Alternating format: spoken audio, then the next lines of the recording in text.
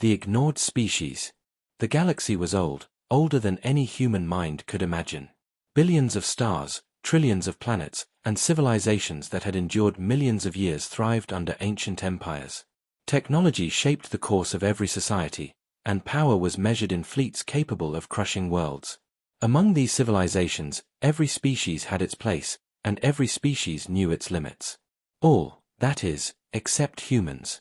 Earth, a small blue planet in the Sol system, was classified as Category 7, developing, non-threatening by the Galactic Concord. A footnote in the records of empires millions of years older than humanity. The Virel Dominion, a silicon-based species that drew energy from stars themselves, regarded humans as a curiosity, no more dangerous than the creatures of an uninhabited moon. The Koren, immortal strategists who had never lost a war, and the Threx, bioengineers who could manipulate genetics on a planetary scale, ignored Earth as insignificant. Humanity's presence was barely noted, and that mistake would cost the galaxy dearly. On Earth, life was chaotic, unpredictable, and relentless. Humanity had survived ice ages, plagues, wars, and famines. Each generation learned from the failures of the last, adapting, improvising, and thriving despite disadvantage. Humans were biologically fragile, but they were unparalleled in resourcefulness.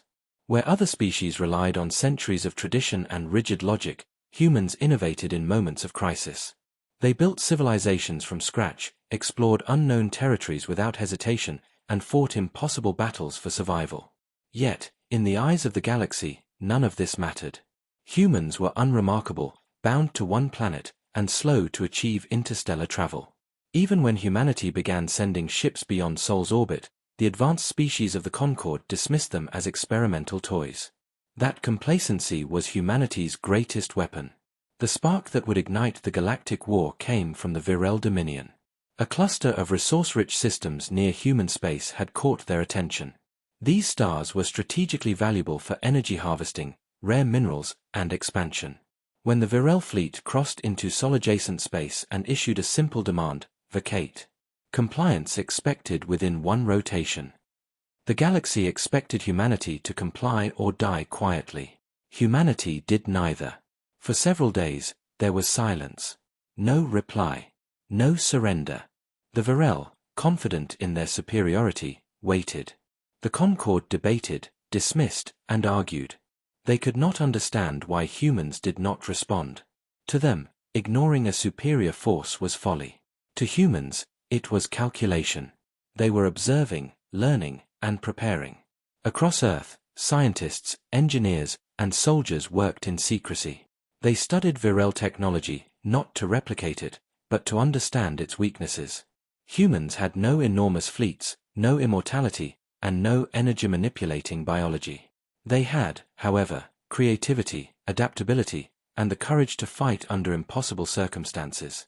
They tested weapons that could disrupt alien energy fields, trained pilots to perform maneuvers no simulator could teach, and developed strategies that relied not on strength, but on unpredictability.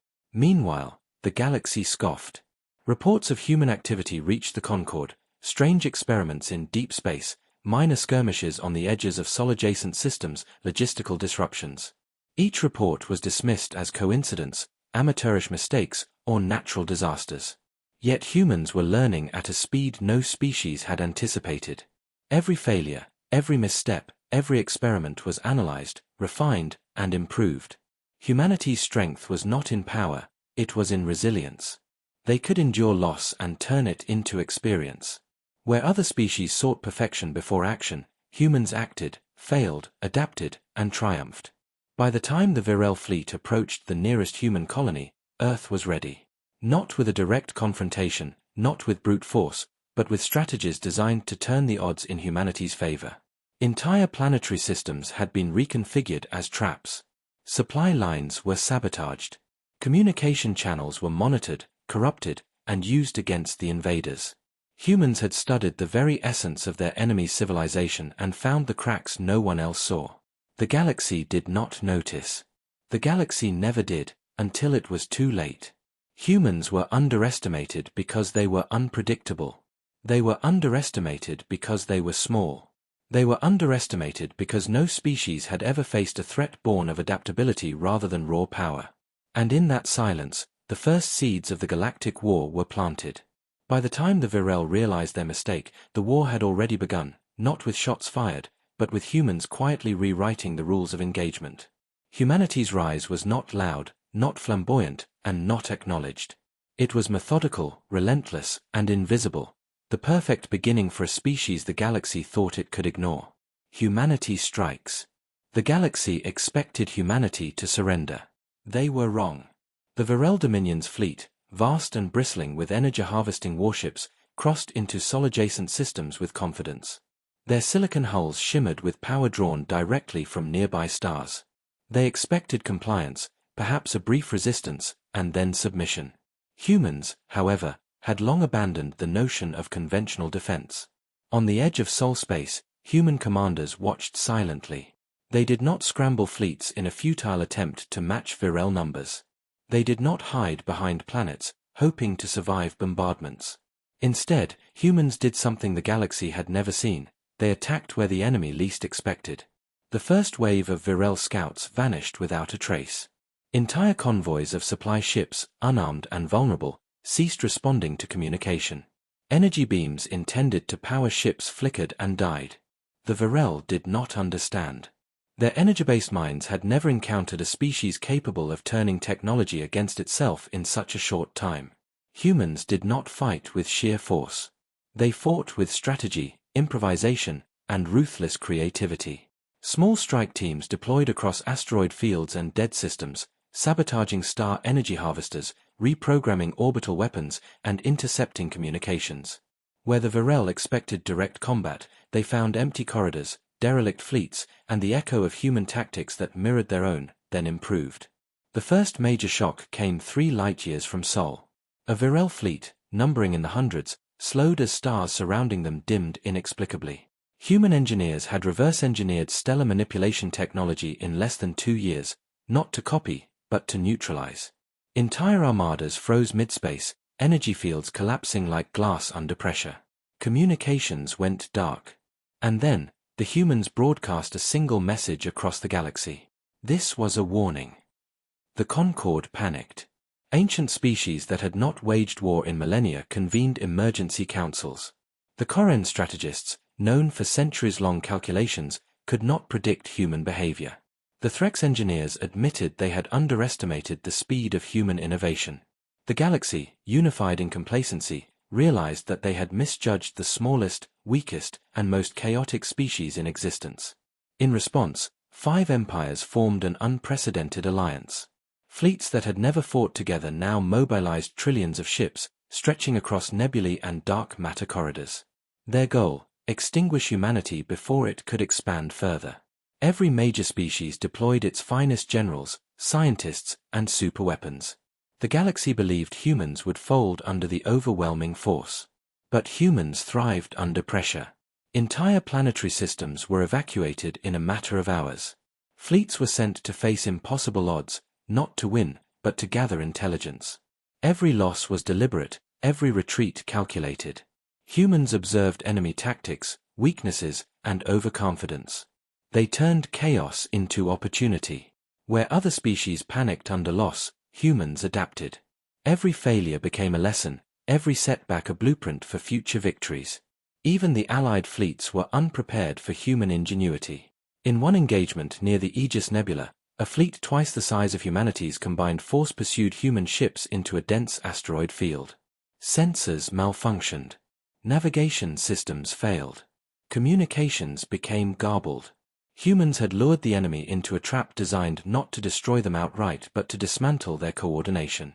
By the time the Virel, Koren, and Threx realized what was happening, half their ships were drifting, immobile, while humans slipped away unscathed. Humanity's tactics were simple in principle but revolutionary in execution. They leveraged disadvantage into strength. They avoided direct confrontation with superior forces, struck at supply lines and communication networks, and exploited psychological weaknesses in every species.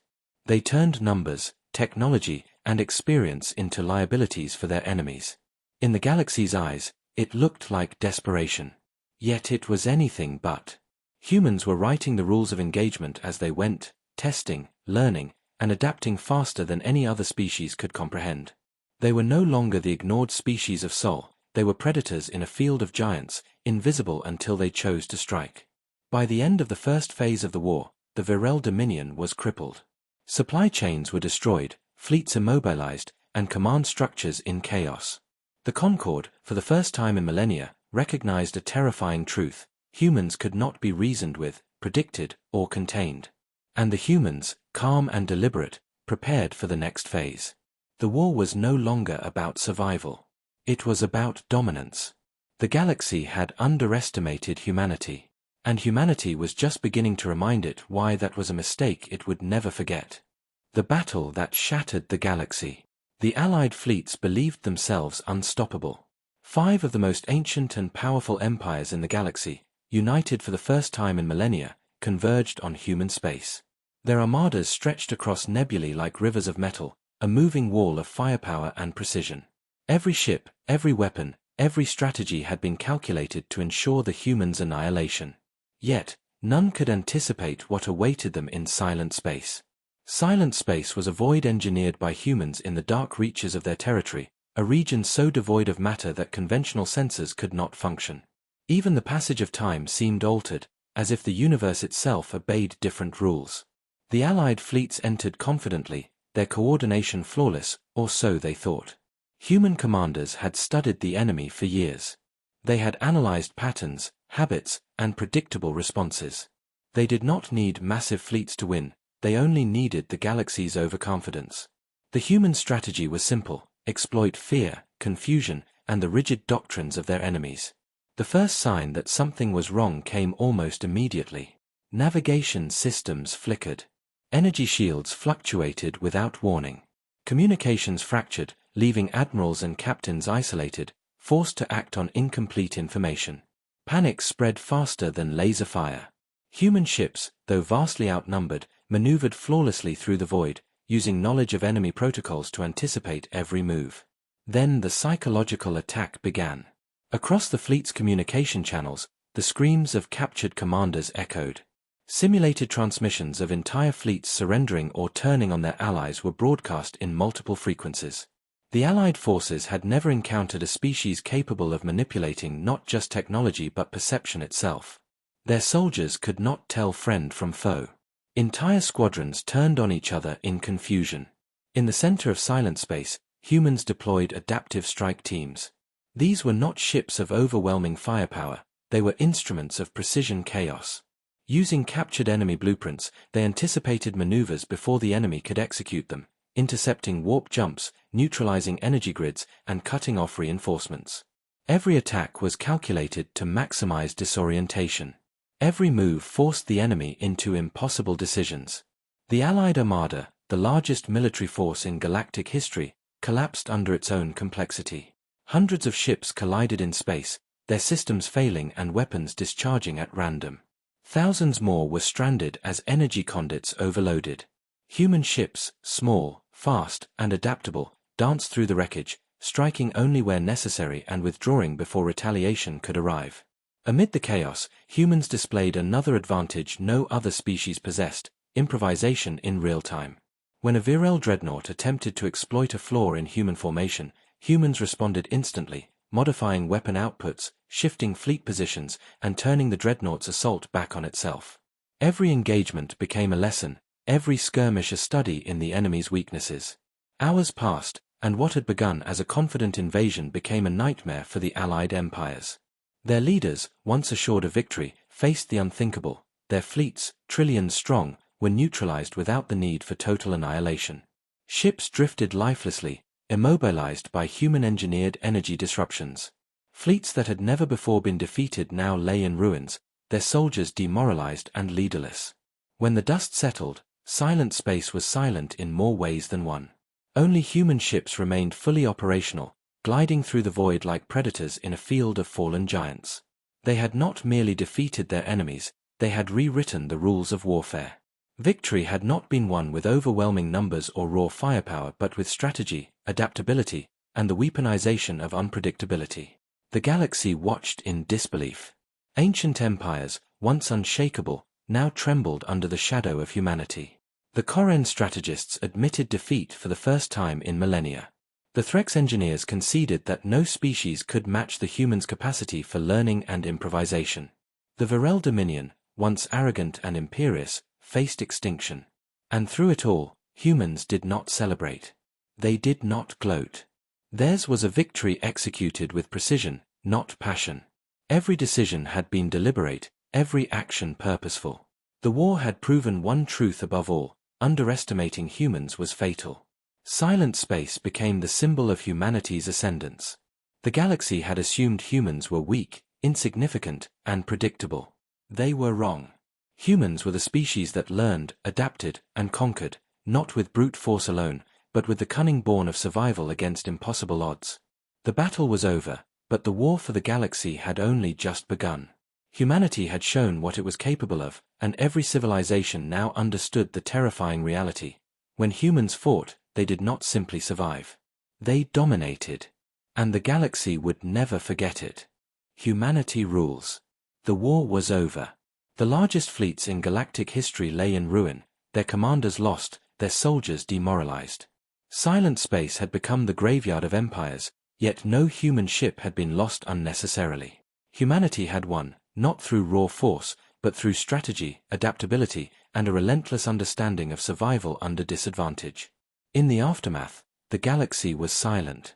The surviving species stared at one another, uncertain how to respond. The Concord, the council that had ruled for millennia, was gone, its authority dissolved by the very species it had ignored. For the first time, no ancient empire dictated the fate of the stars. Humanity alone had the power to shape the future. But humans did not rule as tyrants. There were no purges, no forced annexations, no executions of entire populations. Instead, they did something the galaxy had never seen: they governed through competence and foresight. Systems were stabilized, critical infrastructure repaired, and trade routes reopened. Species that had been enemies were allowed to rebuild. Humans did not erase them, they managed them. Human philosophy was simple: power without wisdom was meaningless, and strength without restraint invited collapse. They ruled not because they were the strongest species physically, but because they understood the fragile balance of the galaxy. Every law enacted, every border redrawn, every alliance forged was calculated to prevent war, not to glorify conquest. The galaxy learned the most important lesson of all: humanity's mercy was a choice, not a weakness. Species that had once mocked humans for their mortality, their fragility, and their impulsiveness now realized the truth. Humans were extraordinary because they combined adaptability, intelligence, and resilience.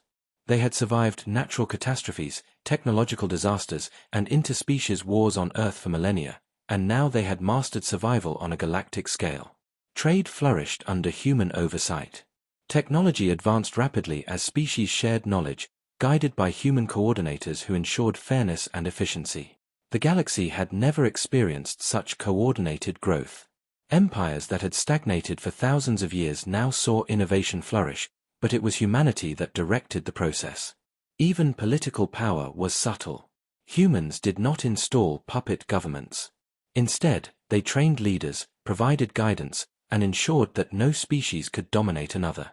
The galaxy learned cooperation, not submission. Humans had rewritten the definition of governance. It was no longer about domination, but about stewardship. And yet, the galaxy could not forget the war. Every species remembered silent space, the void where the greatest armadas had collapsed under human cunning. Every species remembered the unpredictability, the adaptability, the ruthlessness tempered by restraint. No empire ever again assumed that humans could be bullied, ignored, or manipulated. Humans had proven that underestimation was fatal. Even as centuries passed, the legend of the war remained alive in the stories of every species. Humans were no gods, they did not claim divinity, but they were undeniably the rulers of everything. Not by force alone, but by proving a truth every species had long ignored: survival, intelligence, and adaptability were more powerful than immortality, brute strength, or tradition. In this new era, the galaxy prospered. Borders faded, trade routes became highways of knowledge and culture. Technology soared, exploring distant galaxies and unlocking mysteries that had eluded older civilizations. Conflict did not vanish entirely, but wars became rare, smaller, and more manageable. The galaxy was safer, more advanced, and more united than ever before. And through it all, humans remained vigilant. They understood that power was temporary, that peace was fragile, and that the mistakes of the past could never be ignored. They ruled not to oppress, not to dominate, but to prevent catastrophe, to guide, and to protect the fragile balance of existence. The galaxy that had once dismissed humans as weak and inconsequential now lived under their guidance. And humans, calm and deliberate, reflected on the war that had made them rulers of everything. They had been underestimated for millennia, yet in the end, it had been humanity's greatest strength. They thought we were weak, humans whispered to one another across the stars, but we are inevitable. When we fight, we win everything. And in the vast expanse of the galaxy, the humans were no longer a footnote. They were the defining species, the rulers, the arbiters, and the stewards of all that existed. The galaxy had learned too late. Humans were never just survivors. Humans were humanity itself, relentless, adaptable, and unstoppable.